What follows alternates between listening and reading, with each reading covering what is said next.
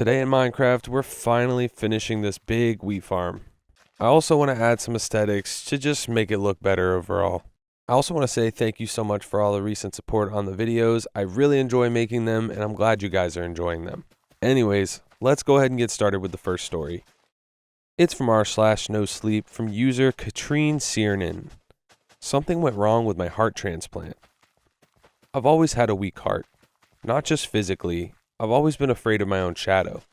It was unsurprising when the doctors told me my heart murmur wasn't just a heart murmur. A year of tests, a year of therapy, constant trips to the hospital, and I was finally told that it had been all for nothing. My poor weak heart wouldn't last till Christmas.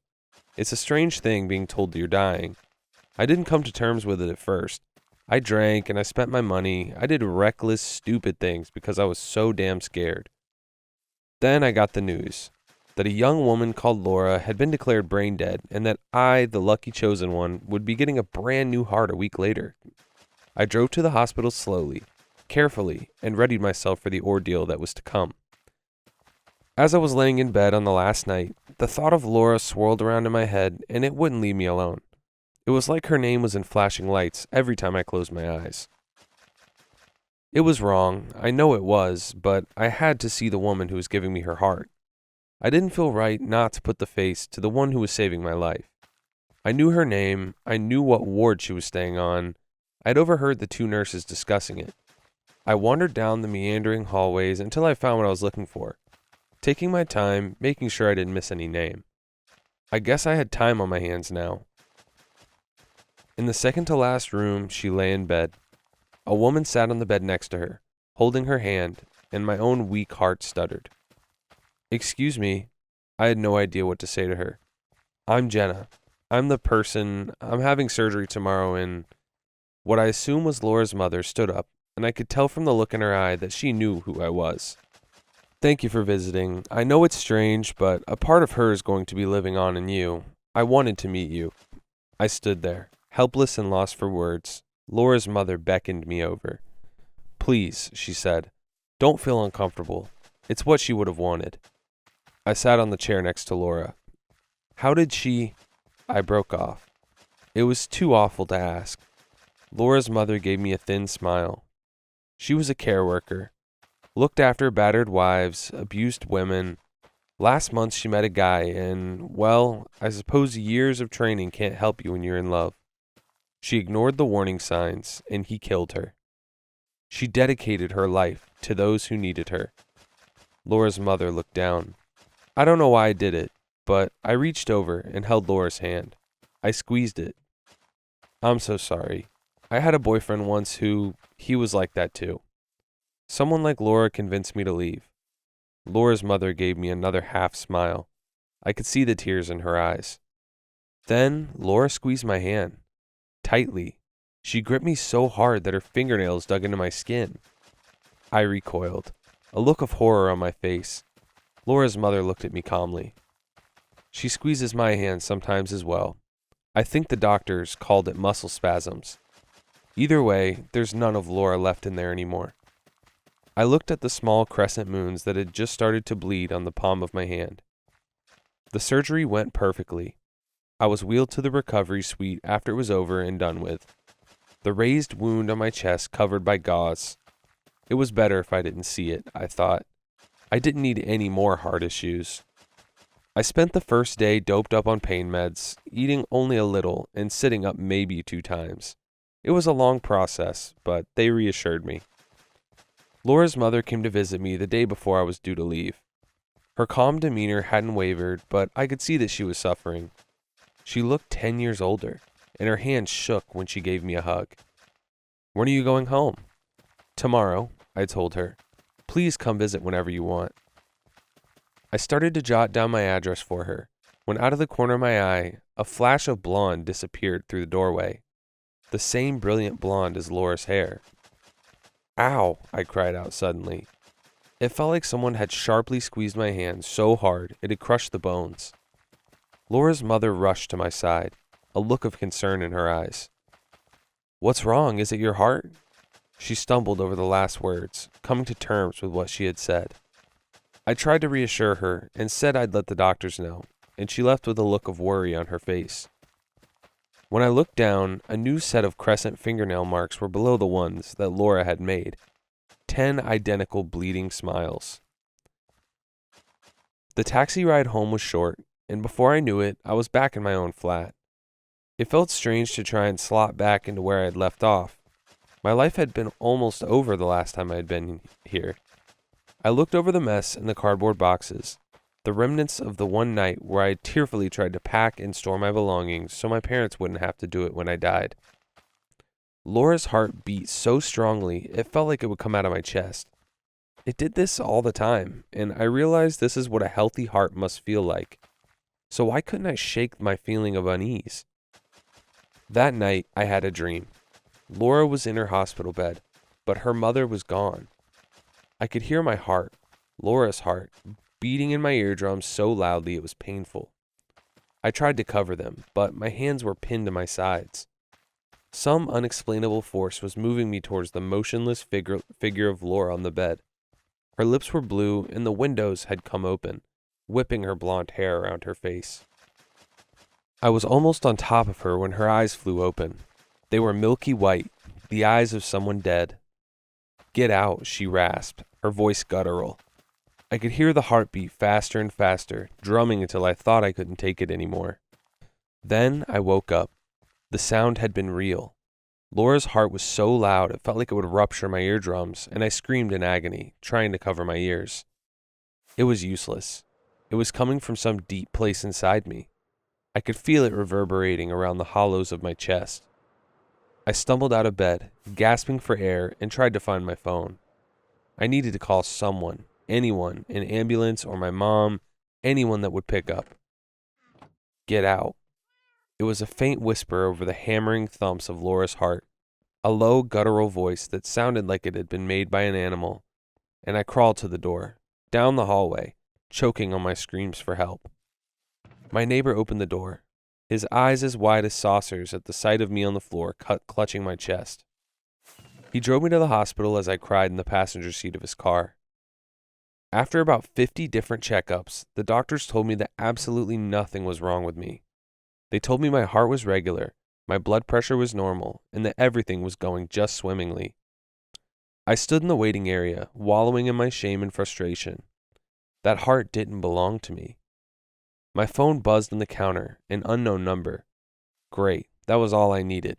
More unexplained, scary things, like a stranger on the end of my phone. My voice sounded small on the line. "Hello?" "Good morning. This is the Thames Valley Police. We've called to report an incident that occurred in your flat at around 1:30 a.m. today." I felt a wave of embarrassment. "I'm so sorry. I recently had surgery and I wasn't feeling well. I had to have my neighbor drive me to the hospital, and I think I panicked a little in the hallway before I left." There was a small silence on the end of the phone. "I'm afraid this is something you might want to be sitting down for." I felt Laura's heartbeats, strong and calm. "There was an incident of forced entry by Mr. Samuel Matthews. According to our police records, he's your ex-partner, and you filed a restraining order against him in September 2017. My blood ran cold. "I did?" "He's in police custody. We found an automatic weapon on him, and we believe he had the intent to harm you. We have an officer currently stationed at your flat who can fill you in depending on how long your hospital stay will be." I thanked him and hung up the phone. For a moment, I leaned against the wall, the horror slowly spreading over me. If I had been in my flat 10 minutes later, he would have found me. Laura's heartbeats filled my ears again, but now they were gentle, calming. Her mother said she dedicated every part of her to helping those who needed it. I put both my hands on my chest, overwhelmed by my own gratitude, and listened to Laura. Wow, okay, that one, I've got chills right now. That was insane. So the whole time, Laura wasn't trying to haunt her or anything like that. She was protecting her. That is absolutely insane. Let me know what you guys thought about that one. But anyways, on to the next one. The next story today is called "I Watched My Uncle's Ranch While He Was Away, and I'm Never Going Back." I can only imagine why they're never going back. Anyways, let's begin. So the past few days have been really stressful. My friend suggested that I should write about what happened to me and share it on this page, but I don't know how this would make me feel better. I guess in a way it could be a warning, but I highly doubt anyone would believe this anyway. It all started when I got a call from my Uncle Shag last week.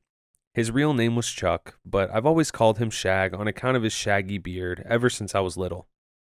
That's not important. Anyway, his appendix had burst and he had to go in for surgery to get it removed. He asked me if I could house sit for him and get some work done around his ranch while he was in the hospital. Feed the livestock, fix the fences, just simple things he normally did.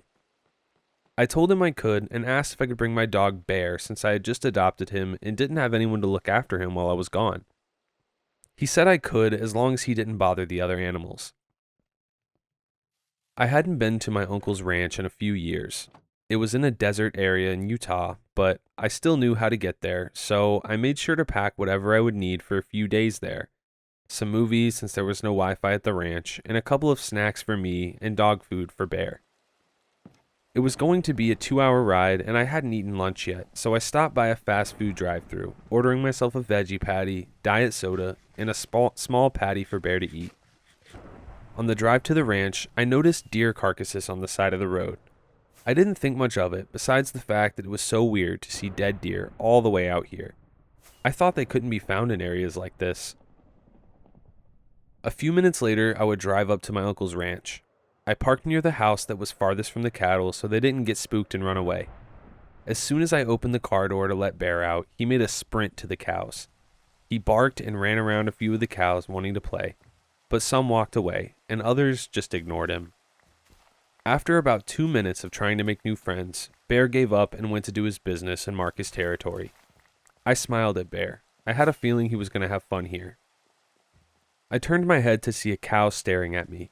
It was thin. I could see it had some meat on its bones, but I could tell it was becoming emaciated. I looked down to see that it must have been looking at the burger. "Hey, it's a veggie patty. I'm on your side, buddy," I said as I raised it and pointed to it. Suddenly, I hear Bear yelp. I dropped my burger and ran towards him to see what was wrong. He had stepped on a broken piece of cactus. I quickly pulled out the thorns from his paw while he growled each time, but afterwards I was rewarded with licks to my face. I spent the rest of the day doing chores and working around the ranch. I won't bore you with details of the work I had to do, but there was one peculiar thing that happened throughout the day. Bear kept growling at the anemic cow from a distance. He just wouldn't go near the thing. He would even grab my pants leg if I was heading in its direction. It was definitely strange, but I thought the cow was sick, and Bear didn't want either of us to catch whatever it had. Animals are funny like that. They can sense what humans can't. That should have tipped me off that something was wrong. By the time I got dinner ready for Bear and me, the sun was already setting. My uncle left me a note telling me that his neighbor went grocery shopping before I came and left their number in case I needed them. There wasn't any Wi-Fi all the way out here, but there was a landline I could use. This is just like what the pioneers used back in the day, I joked to myself knowing no one was around to laugh. I had set Bear's bowl down and made my way to the living room. Uncle Shag didn't have cable, but he did have an old VHS player. As I set my food down on the living room table, I searched for something to watch. I ended up choosing Mel Brooks' Young Frankenstein. When that was finished, I rewound the tape and chose Monty Python and the Holy Grail to watch next. I ended up falling asleep during the movie. I looked at the clock, 12:09, past midnight. I hadn't finished my dinner, but decided to just have leftovers tomorrow. I got up and headed toward the guest room with Bear following me. I changed into a pair of boxers and got into bed. I fell right back to sleep as soon as I got into bed. I could feel the weight of Bear as he jumped on the bed and laid his body on my legs, using my stomach as a pillow. The last thing I remembered before I gave myself up to the sweet relaxation of sleep was petting Bear's head. I was awoken with the sound of a high-pitched yelp. I quickly got up and in the process woke Bear up as well. No, that's not right. It was more like he was awoken by the same sound. I thought it came from him at first, but a few seconds later we heard the yelp again. It was longer by a few seconds. Bear began to quietly growl as the yelp slowly went from high pitch to a lower tone. I looked out the window to see if it was a coyote. One of the chores was to set bear traps around the perimeter so predators couldn't hurt the livestock. I saw nothing to suggest that anything was out there. I left the guest room to see if I'd left the TV on before going to bed, and sure enough, I did. It was just static. The yelping sound must have been coming from the movie before it ended and became static. I turned the TV off and made a mental note to rewind it in the morning. For the rest of the night, there was no other disturbance. Bear calmed down as well. I checked the time before going back to sleep, 4:44 a.m. Morning arrived with the sound of a rooster making its iconic alarming sound.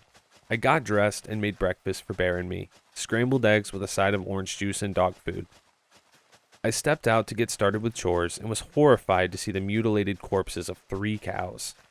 They were spread apart in front of fences, blood from each body colliding into one giant pool, and swarms of flies hovering over the remains. It's hard to talk about the details, but I'll try to be as thorough as I can. Each cow had its stomach ripped open, their entrails spilling out like stuffing from a worn-out toy that's been neglected over the years. The thing I had noticed was their throats. They had all been slit, as if they could keep them from making any noise. I was sick. The first thing I see in the morning is cow mutilation. I threw up. I ran towards the livestock, praying this was the only casualty. Luckily, it was. The rest of the cows were huddled together in a sort of protection formation. You see, for some herbivores that have young or sick members in their herd, they form a sort of barrier surrounding them so that predators can't get through to them. I looked around to see if there were any footprints of what had been there. Bear had come out of the house at this point, and he followed me as I searched for clues, but ended up finding nothing. No blood trail, no footprints. I looked over again at the herd. I saw the thin cow from yesterday. It was standing in the same place. If it wasn't moving its tail every few seconds, I would have thought it was a cardboard cutout. The only difference from yesterday was that its entire snout was missing. Oh my gosh. I saw something similar a while ago while I was watching this nature documentary about African wildlife. There was a zebra drinking water from a watering hole when suddenly a crocodile ripped its face off. To my shock, the zebra was still alive, but almost its entire face was missing, leaving only a gaping hole of exposed skull a few centimeters under its eyes. I thought how cruel nature can be sometimes, and what was in front of me was just another example. I went over to approach it, but Bear stopped me. He had jumped in front of me and growled for me to go the other way. It wasn't an aggressive growl, but more like he was warning me of something. I lowered myself and began to rub his head. "It's okay, Bear. I'm going to go get something to put that thing out of its misery. Then I'll get a shovel to bury the rest of the cattle," I said, still completely confused, not knowing who or what did this. I went back into the house to get my uncle's double-barrel shotgun. It was going to be a messy outcome for that cow, but a quick one. Just as I loaded the gun, I heard the sound of Bear snarling like a mad dog. I thought the culprit had come back to finish off the rest of the herd, so I ran out as fast as I could. I came back to Bear barking at nothing. Like he just chose a direction and started to bark like a mad dog. I noticed that the snoutless cow wasn't there anymore and thought that it wandered off to die on its own. I felt bad. I was about to end its life quickly so it wouldn't have to suffer any longer. Just then, I realized something. Did whoever did this come back for the other cow? Is that why Bear is acting like this? I thought to myself as I looked in the direction Bear was barking at. I put the shotgun away and went to get a shovel and some bear traps my uncle had in his shed. I was disappointed to see there was only one in the shed. To my knowledge, I thought he had more, but one was better than none. When I came back, I put the bear trap aside and started digging graves for the cattle, after which I would walk towards the tractor. Cows weigh a shit ton, and I had a better chance at marrying a model than pushing one barehanded. Bear followed me and jumped into the search next to me as I drove toward the bodies. The first 2 took effort to lift, but were easy to move as I lowered them into pre-dug graves. However, the last body was lifted without ease compared to the other 2. I lowered it back to the ground and got out of the tractor. I could hear Bear growl slowly as I went to inspect the corpse. I lowered myself and tried to lift the body. It was still heavy, but I could get it off the ground for a few seconds before giving in. I ended up dropping the body, making it topple to its side so it faced me. I was shocked when I saw it had no snout. I was sure that the only surviving cow had a snout missing, but that was nowhere to be seen. Upon further inspection, there was a very large slit down the cow's body. I brushed my fingers against it and saw that the slit opened like a purse. I gagged as I saw that there were no organs inside the corpse, only bone and muscle. My first thoughts weren't, why did it have no organs, or what did this? The thing I wanted to know most was, if this corpse was the snoutless cow, where did the other body go? I got a sudden chill and stood up to check my surroundings. The atmosphere felt off. Just then, I flinched as I felt the drop of rain on my forehead, followed by a few more as the sky began to grow dark and shower the land. I finished burying the last corpse and took Bear with me inside. Whatever work I had for the day could wait until tomorrow. A few hours had gone by, but the rain didn't let up. It was even starting to thunder, which I didn't mind, but Bear whined and hid in the corner. His personality compared to earlier was like someone had flipped a light switch in his brain. I fed both of us and was about to find a movie to watch, but the power went out. The only source of light I had at the moment was my phone. However, my uncle is prepared for times like this. I took a few candles from his closet and lit a few around the house. After lighting a third candle, I looked at the rain through a window. I couldn't see much but darkness and the occasional flash of lightning. I heard Bear whimper more and rubbed his back, letting him know that I'm here before I put a blanket around him. After dinner, I put my plate in the sink and thought of going to bed early since there was nothing else to do. As I undressed, I looked through the bedroom window. A flash of lightning showed that there was a figure near the cow's fence. Oh, I don't know about you guys. I would not be going towards that figure. I'm getting that shotgun and I'm sitting by the door. I did a double take, but couldn't see anything for a few seconds until the next flash of lightning struck. When it did, the figure had already been inside the fence, and the flash caught the moment it raised its arm and attacked the cow's throat. That must be the cow killer, I thought as I ran out of the house. Yeah, you're braver than me. A dumb idea to run out during a storm, I know, but if I didn't catch this guy now, then I don't know when I could. I grabbed the double-barrel shotgun and made my way to where I saw the figure last. The only thing I found was a pool of blood with a trail leading away from the fence. The herd of cows within the fence mooed in fear as the adults surrounded the young. I followed the trail for a few minutes before I stopped. I heard some sort of noise. I tried to listen to where the noise was coming from, but as the sound of thunder roared, it stopped. I held my breath. Suddenly, a flash of lightning struck and revealed the figure 20 meters away from me. It was hunched over one of the cows, eating it while it was still alive. Before the light faded, I could barely recognize its appearance. It was a cow with a slit throat. It began to slowly rise, like it knew how to stand up like a person. When the next flash of lightning struck, it threw itself backwards and began to spider walk further away. I gasped and turned around, making a beeline back to the house with only the flashes of lightning to guide my way.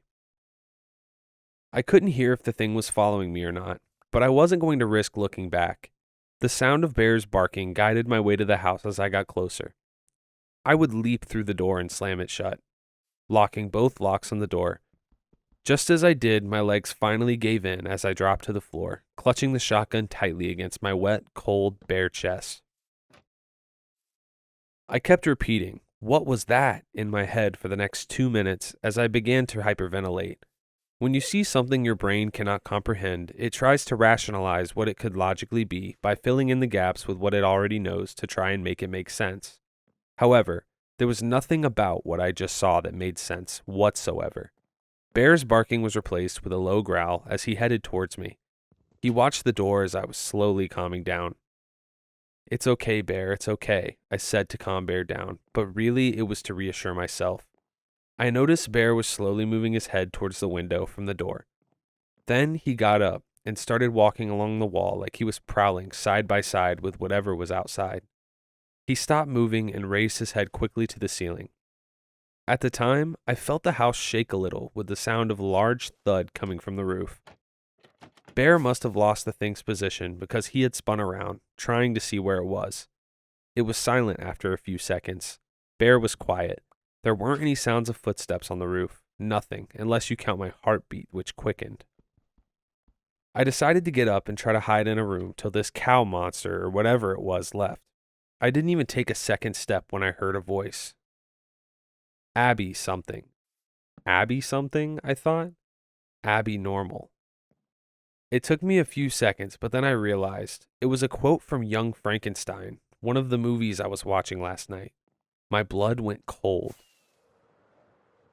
Was it outside the house the whole time? The thought sent me into a panic. Jesus Christ, it screamed, setting Bear off. He had snarled and then ran towards the bedroom. Bear, wait, I shouted as I followed after him. Bear rammed his head into the door, forcing it open, and leapt towards the window. I stopped when I saw that the window was open, and a mixture of what looked like hooved fingers reached inside the house. Bright yellow lights appeared in the darkness outside. It was the cow's monster's eyes. Oh my God. Bear had leaped towards the creature, forcing it to retreat, as Bear went out the window and chased after it. Bear, come back, I shouted as I stuck my head out the window. I couldn't see where Bear was, but I heard the sound of his barks, and there was another sound, a laugh. I didn't get any sleep that night. I locked myself in a bathroom and cried. I was worried about Bear and what that thing was. I prayed to God that Bear was okay and that he managed to drive off the cow monster. Yeah, your dog's gone. Morning came when the sound of a rooster crowing. I got dressed, armed myself with a hunting rifle, my uncle's double-barrel shotgun, and left the house to search for Bear. I went to the side of the house where the bedroom window would be. I found muddy tracks belonging to Bear and another pair of tracks I assumed belonged to the creature. I followed them for 5 miles, occasionally finding drops of blood mixed in with the mud, making me worry every second I couldn't find Bear. After 30 minutes, I found something I wasn't expecting. A pile of organs covered in mud and blood. I gagged from the smell and teared up when I thought they belonged to Bear. I turned my head to see that there were more tracks. There's still hope, I thought. I followed the tracks for another 15 minutes and found the cow monster's corpse. I pulled out the hunting knife and stabbed it into its head. I've seen too many horror movies and didn't want to risk a sneak attack, but sure enough, it was dead. I couldn't find any more footprints belonging to Bear, so I searched for another hour before giving up. I couldn't find any more clues leading to Bear's whereabouts, and I was upset and confused. It was almost like Bear just grew wings and disappeared. I wasn't in the mood to do anything all day. I know I had work to do, but I just couldn't. Bear was on my mind. I motivated myself to at least feed the livestock. After that, I just spent the rest of the time doing nothing. When dinner time came, I didn't eat. I had made food for Bear just in case the smell attracted him back. As I opened the door, I fell back and dropped the food. Right in front of the house was Bear, sitting and staring at me. Bear, I shouted as I ran over to hug him. Do not hug Bear. He fell off when I hugged him. It was like I was hugging a bag of dried up leaves. I pulled away and looked at him. His face seemed off as well. His pupils were so dilated that it almost looked like he had no irises at all. He wasn't panting, and now that I think of it, I don't think he was breathing either. Hey Bear, I said, dinner is ready, come eat. As I walked inside, I kept the door open for Bear so he could get inside. He just kept staring at me, not making any movements at all. What's wrong? Are you coming? I asked. Bear just stayed where he was for another minute before coming inside. I picked up the food I had dropped as he made his way towards the bedroom, and I soon followed after when I had picked up all his dog food. When I entered the bedroom, Bear was sitting in front of the open window where he had leapt out last night. I closed it after putting his food bowl in front of him and went to make myself dinner. The rest of the night was uneventful. After eating, I went to bed early and woke up at 1:25 a.m. I felt like I was being watched and looked around, but there was nobody there. The door was open, and I assumed Bear was sleeping elsewhere. I shut my eyes and lowered myself back into bed so I could get comfy once more. When my head hit the pillows, I would open my eyes. I screamed as I saw Bear standing on the ceiling. He was positioned like a spider, waiting for its prey to get trapped in its web. I could see that his throat was slit, the same way the cows had their throats slit. I realized Bear didn't kill the cow monster. It had killed him and taken control of his body. The bear thing must have seen the look of horror on my face because it had smiled in a way a dog could never smile. It was too human. Suddenly, a pair of hands exited Bear's slitted throat as he leapt down from the ceiling. They tried to grab my throat as Bear's mouth opened wide to bite my head. I took the pillow and smacked him with it, knocking him to the side of the bed as I ran out of the room. It wasn't long before Bear regained his footing and crawled all along the walls to chase after me. The bear thing began to whine like it was hurt, but a pillow couldn't have done any damage. I tripped on a stack of movies and slammed my face into the wall. The bear thing jumped onto me and grabbed hold of my neck. Its mouth opened wider as the whine grew louder and more painful. I realized that it wasn't forming the sound from its mouth. It sounded like it was playing a recording of it gutting Bear alive. It was making me listen to Bear's final moments on repeat. "What are you?" I shouted as I tried to loosen the hand's grip on my neck. The bear thing's mouth had shut on my head, digging its teeth into my head and chin. I was engulfed in the darkness of its mouth. Suddenly, I saw the same bright yellow lights from last night. The eyes were coming from inside the bear thing mouth. They watched me as I struggled to free myself. I started to cry. I couldn't do anything else. The whining continued and it set me off. I ran my head deeper into the bear thing's mouth.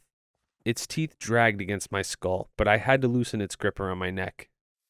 I slammed my uncle's recliner on top of the monster, which gave me time to grab my car keys and run to my car. I had no time to grab my other things or anything to defend myself. I slammed the car door shut and locked it before starting my car. I was able to get away with a bruised throat and a few scratches. I looked in my rearview mirror to see something other than the bear thing. What I saw was an old naked woman. Her body was covered in a pattern of blood that looked like it was ritualistic. She was also wearing what looked like a wolfskin rug on her body, covering her head, back, and arms. My stomach turned as I realized this wolfskin rug she was wearing was Bear. She had skinned him and wore him like one of those Laplander animal hats. I was on the verge of a panic attack as I saw the woman get on all fours and slowly transform into my deceased dog. She ran opposite of me. I lost sight of her after a minute, and just as I did, I let all of my emotions out. The tears in my eyes blocked my view of the road. I blacked out as I hit a large rock and crashed, nearly throwing myself out of my car. I woke up in a hospital bed. Apparently, my uncle had recovered from his surgery and was on his way home when he saw me in my wrecked car. I was asleep for 3 days. The whole time, he stayed by my side until I woke up. He had all sorts of questions he wanted to ask me. I thought about my answers carefully. I thought nobody would believe my experience at the ranch and about the woman that wore animal skins and became them. So I told my uncle that a wild cougar had attacked me at his home and killed some of his livestock, including my dog Bear. My uncle was saddened from the losses, but was just thankful I was alive. I stayed in the hospital a few more days, my uncle never leaving my side. He drove me home after I recovered, and it was the last time I would see him alive. Dude, you wouldn't warn your uncle about this freaking skinwalker or whatever the heck it is? That's messed up. I sit here writing about my experience a few days after I attended my Uncle Shag's funeral. His ranch had caught on fire. I think he had been visited by the woman just like I had and defended himself the best way he could. My heart is filled with nothing but guilt and regret. I kept thinking that I should have told the truth, even if it would have sounded insane. I mean, would you believe me? I mean, with that detailed of a story, yeah, I'd believe you. I wouldn't go there. What are you talking about? I wonder, though, when the woman visited him, was it Bear or some other animal whose skin she was wearing? I don't know. I just wish I could see Uncle Shag and Bear to tell them both I'm sorry. So sorry that I didn't tell the whole story to my uncle, and sorry I couldn't protect Bear. There's nothing more that I can say. Just to whoever reads this, if you see an animal with a slitted throat, run before it's too late. Well, that was an absolutely terrifying story. I think moral of the story on this one is if your uncle asks you to watch after his ranch and you go there and then all the animals get their throats slit, maybe just go home. And, if you lose your dog, I'm sorry to hear that. The next story is called The Last to Leave. I booked the trip because I thought that's what good parents did. I hadn't been a good parent up until that point, at least not by my own accounting.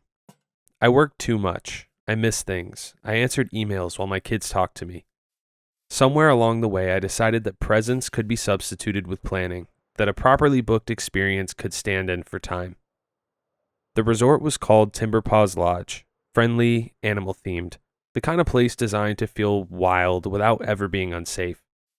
Everything under one roof. Water park, arcade, dining hall, no weather, no surprises. That was the promise. The kids were filled with excitement when we arrived. Wristbands snapped on, towels slung over shoulders. The air inside was damp and loud, humming with artificial daylight and the echo of screaming children. That sounds like a nightmare. Water thundered through twisting plastic tubes overhead like veins. Music pulsed nonstop, cheerful to the point of aggression. I counted the kids constantly at the pool. 1, 2, 3. Then one of the numbers didn't answer. At first, I didn't panic. I told myself she was in line for a slide, temporarily invisible in a place designed to scatter children. Minutes passed. I called her name, casually, then louder. My husband scanned the wave pool, irritation flickering across his face. "She's fine," he said. "She wanders."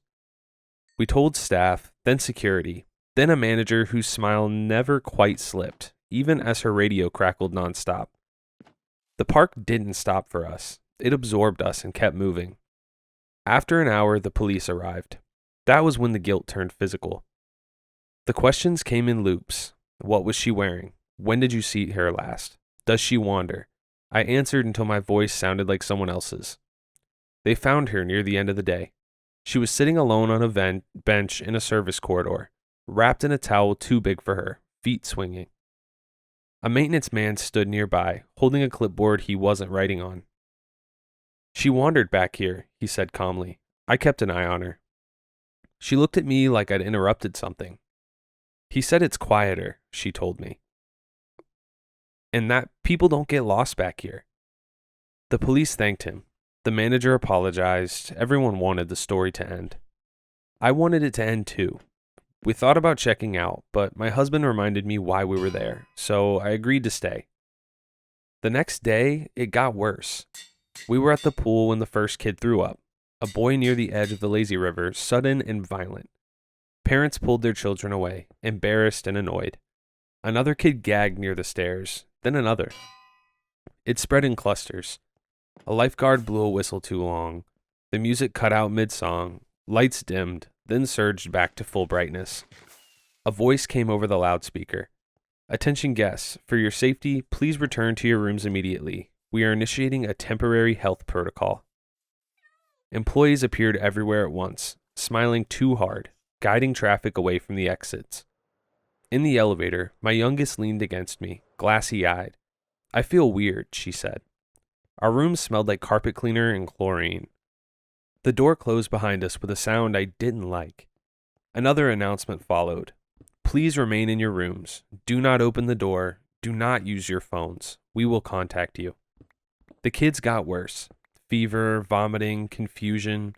My husband paced. "We need to leave." "They told us to stay," I said. "That's not law." The arguing started quietly, then sharpened. Every decision felt like an indictment. Who had wanted this trip? Who had ignored what signs? A knock came. Not again. Late that night, it came back. "It's maintenance," a voice whispered, from earlier. I recognized him immediately. "They're not opening this floor again," he said. "They're waiting."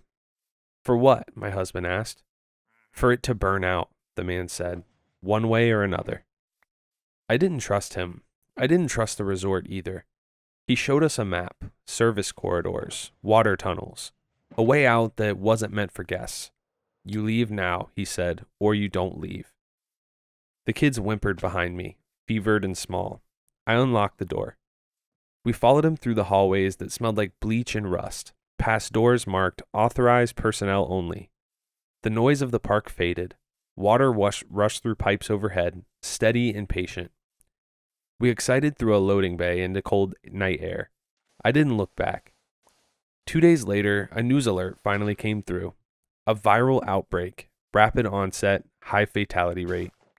Nearly everyone still inside Timber Paws Lodge had died. My gosh. The article mentioned containment failures, delayed evacuation, and investigation. It did not mention us. Sometimes I think about the booking confirmation, the photos, the lie I told myself about what good parents did. Sometimes I think about the maintenance man and how calm he was. That was the last time we took a family vacation. There won't be another. I think we all learned a valuable lesson from this story. Don't go to Timber Paws Resort because, you'll die. You won't make it back. You'll end up sick with some horrible virus. The next story today is called The Oak Ridge Inheritance. On April 2nd, 1989, my mom died in her sleep. She was 82 years old. My brother Benji found her lying on her back with her eyes closed. I found Benji screaming, hunched over her cold body and slapping her corpse. Big fat tears running down his wide eyes as he pled with her to wake up. I calmed him down, told him I'd call the doc, and sent him to wait in his garden. The barn needed cleaning, so after the call, I worked while I waited. It rained the day we buried her, like something out of a movie. A dull gray rain that lingered and made you feel wet even beneath your umbrella. Benji's tears were all spent by then, though. He'd done his crying before the rains, where everyone could see it. He didn't talk for 12 days straight after that, like back when he was little. On the evening of the 12th day, he up and told me he was going to clean the barn tomorrow. When I got up the next day, I found him swinging from the rafters. I'd stepped outside for my morning coffee and a cigarette, and saw that the barn doors were still open. I crossed the small yard that lay between the farmhouse and the barn, passing Benji's garden along the way. He'd just planted a few days before Mom passed, and already growth was overtaking a small plot. For all his faults, at least he had a green thumb. The barn smelled of hay and dried dung and old timber. The wood came from the forest that once grew around the property. Our family had long since cut and sold all the timber, starting all the way back when Grandpa acquired the land. We were some of the first to settle in these parts, and the barn was likely one of the oldest ones in the state. The wood from the forest was good and stiff, as sturdy as a man could ask for. Benji's body was stiff as a board when I cut him down. He landed in the hay. It sounded like a bag of flour, a dull, low thud. Okay, so is this guy, just killing his relatives? Alright, we gotta keep going. He kicked up dust when he landed, dust that caught the morning light passing through the open barn doors. I sneezed as I climbed down the ladder and inhaled the dust. It got in my eyes and made them water. The dust made me cry. I poured whiskey in my coffee as I waited for the ambulance to arrive. I waited for a good long while. Our property was way out in the boonies. Technically, it all passed to Benji when Mom died. It's just mine now. Lily pawed at my knee as I sat waiting on the porch. She whimpered and stretched her jaw into a wide yawn.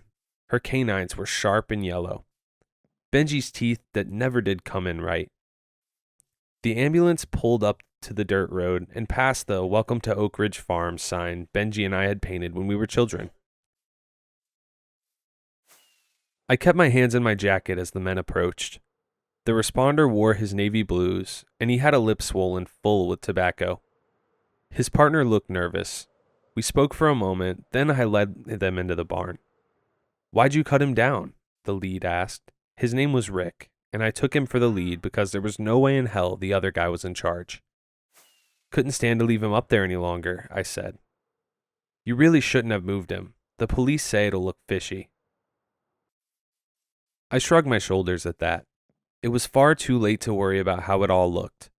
I stepped back outside for some air while the boys called me for the ME. About 2 hours later, I said goodbye to the ME as he drove off with my brother's body. The police had their questions, sure, but I'd been drinking buddies with the chief for years. He knew me, he knew Mom, but most importantly, he knew Benji. "Damn shame," he'd said shortly after entering the barn. My mind was on the cattle out in the pasture, and the wheat growing in the fields. It was almost time for harvest. I had to get things done. "He show any signs? Ever tell you what was on his mind?" I shook my head no. All he said was that he was going to go clean the barn in the morning. It was the first and last thing he'd said since Mom died. The chief sighed and shook his head. That's a shame. I walked the chief out to his car. He rolled the window down before driving off. I know you're going through a lot right now. Just take some time. Swing by in a few days, and we'll get the paperwork squared away. I'll go ahead and let the county clerk know you'll be by soon. For the property transfer, and the dissolution of that. What was it called again? Conservatorship, I said quietly. I'll be up later. Get it taken care of. Right, you take care now. I watched the chief pull away, his truck kicking up a trailing ribbon of dirt that spiraled into thin clouds before settling in the grass on the sides of the road. He'd had a look in his eye, hadn't he? A queer one. The kind of look you give a thug or an out-of-towner, not a man who's driven you home countless times after one too many. No, I must have imagined it. I stayed outside a moment, pacing the gravel, hands laced behind my head, thinking, ignoring the sting of sweat on my rope-burnt palms. The paperwork all went through, and I buried Benji's beneath his garden. There was some debate with instant relatives who thought he should have been next to Mom. I didn't want to do that to her, despite it all. I made sure to keep the garden intact. It was a beautiful garden. That year was the biggest harvest Oak Ridge Farms had ever seen. Stalks of wheat taller than a man, with full heads of grain. I managed to pay off all the funeral expenses that year, with plenty left afterwards. I met a nice girl from the town over that year as well. Her name was Patty. Patty baked and sold her goods down at the local farmer's market. She used Oak Ridge wheat for her bread and sold out every time.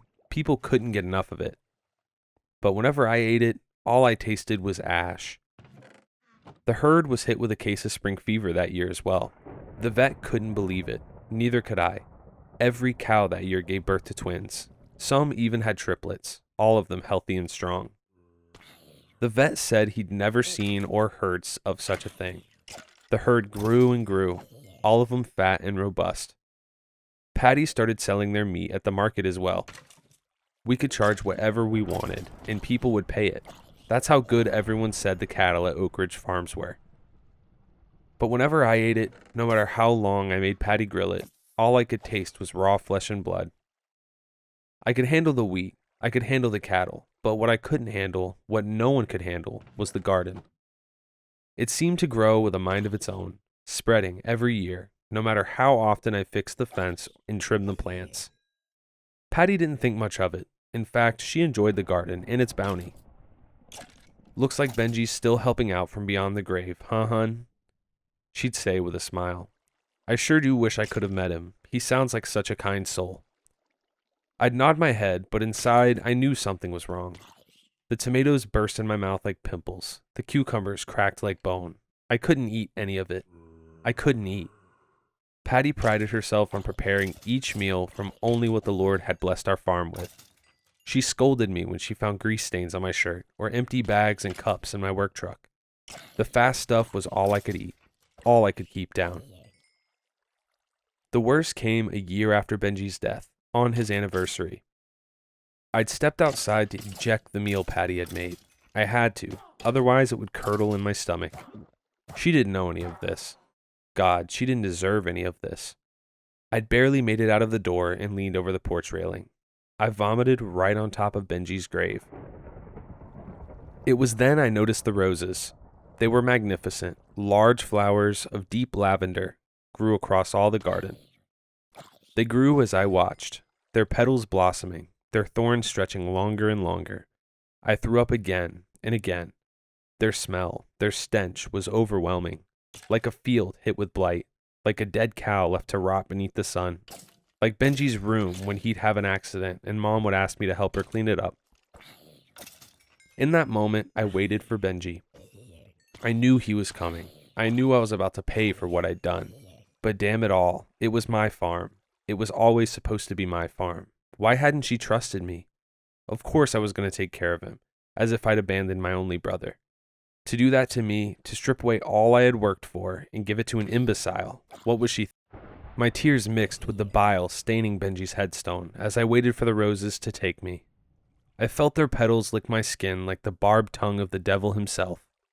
Those thorns inched near the crown of my head, and I prepared myself to die, a wicked man, damned by my wronged brother, beneath the eyes of a just God. Only death never came. He whispered from the bushes. His voice laughed in the wind, but he never showed his face. The roses retreated, the thorns scratching my skin as they went, but leaving me otherwise unharmed. Patty found me there in the morning. Clothes were soaked with sweat, and she said I was shivering like I'd been out in a winter storm. I don't remember any of it. I still can't eat the food. I take no joy in the fruit of my labor, but I no longer care, because there was another voice that night apart from death's, and it said, I love you. Wow, that was just one of those stories that leaves you with chills right at the end. Gosh, I can only imagine having to live with a guilt like that. Anyways, that's all the Reddit stories I've got for you today. We had some really scary stories today, like really freaky, especially the one with the cow that the cow's throats were slit. That one was insane. I really liked it. Also, join the Discord. It's going to be the top link in the description. We have a really good time in there. Shout out to the two best mods in the world, Charlie and Nephesy. As always, if you liked today's video, drop a like and subscribe. If you didn't, I don't know what to tell you. Peace.